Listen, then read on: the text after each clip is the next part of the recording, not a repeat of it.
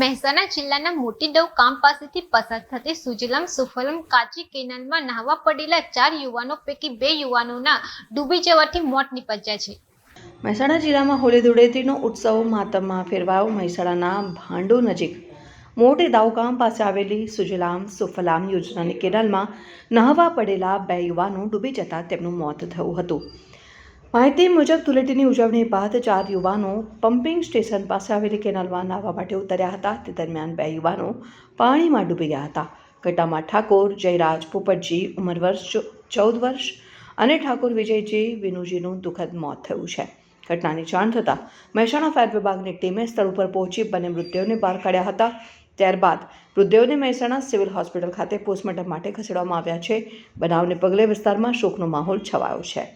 Video journalist Bhavin ભાવસાદ સાથે Satya TV news Mehsana. મારું નામ લાભુજી કાંતિજી ઠાકોર ગામ ભાંડુ।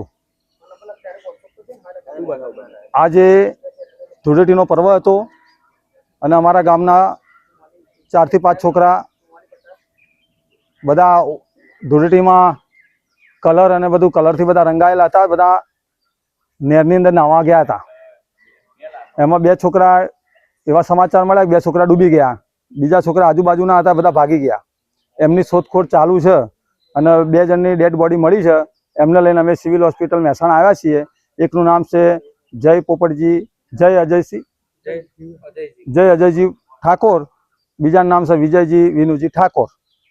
કુલ અત્યારે કુલ કેટલા પડેલા હતા નહેરમાં? કુલ તો આજુબાજુ ગામડાના ત્યાં જે ચોકિયાત હતા એમનું એવું કહેવું હતું કે 14 થી 15 છોકરા નાહતા હતા ત્યાં, પણ 2 છોકરા ડૂબ્યા।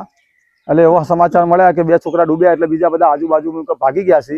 આજુબાજુના ગામડાના હતા એટલે કોઈ ત્યાં ભેગા નહીં મળ્યા, પણ જે નજીક મહેલાના હતા એ છોકરા ભાગી ગયા છે। એ લોકોની શોધખોળ ચાલુ છે। 2 જણની ડેડ બોડી મળી છે।